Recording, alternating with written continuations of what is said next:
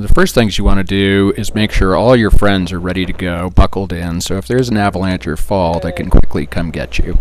The next thing is to give the top of this slope a good hard ski cut.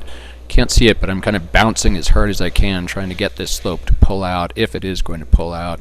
Stop, give it a second, careful turn, ski cut it all the way back to the other direction before starting any turns. To start making turns, I like to stay right near the booter on the way up, because that way you're familiar with the snowpack, there are no icy surprises, and you also are avoiding any potential hidden avalanche pockets that might be lurking off to the side.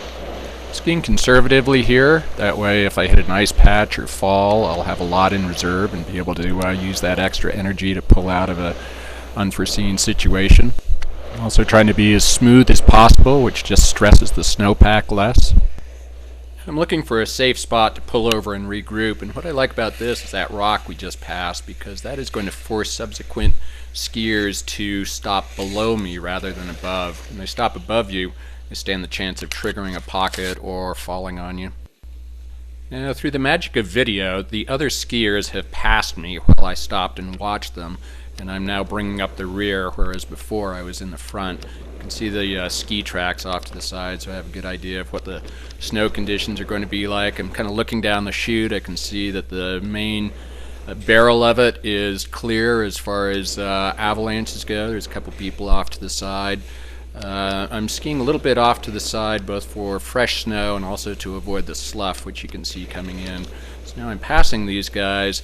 What I like to do is what I'd call leapfrogging. So rather than everybody bunching up all at the same time, I like to kind of spread it out a little bit further as you go down. That way you're never really far away, both above the other people. As we get lower into this chute, it starts to narrow and the slough is magnified from above. Not a big concern right now, but I am thinking about it. That's a great hiding spot right there. This person is kind of tucked right near the rock. They can slide underneath if need be. But now as I'm getting pushed into the center, I'm starting to feel that slough push on my feet, and I'm starting to get concerned about it. So I'm going to pull off to the side here and let it pass and make sure that it's not building up into something bigger and more powerful. And I'm going to cross back over and keep skiing. As we start to get down towards the bottom, a lot of times on couloirs, the snow in this zone tends to get more burnished just from all of the other snow sloughing down from above, so you get a lot of runnels and punchy, crusty snow right at the base of a couloir. So I'm skiing it a little bit more cautiously than I was up in the middle. This is a nice spot off to the side.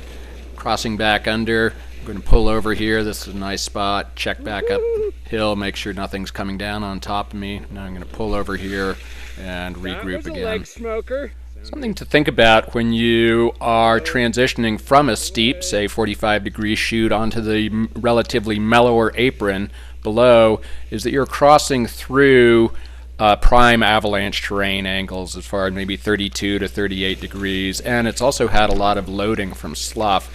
So avalanche-wise, a lot of times these aprons down below are the most dangerous avalanche-prone parts of the couloir.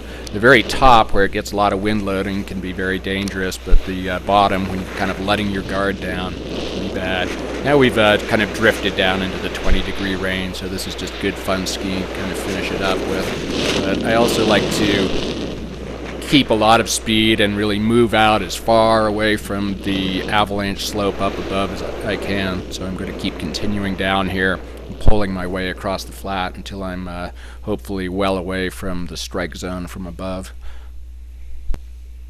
So that's it in a nutshell. There's many, many more lifetimes of things to think about, but these are a few considerations for skiing lines like this.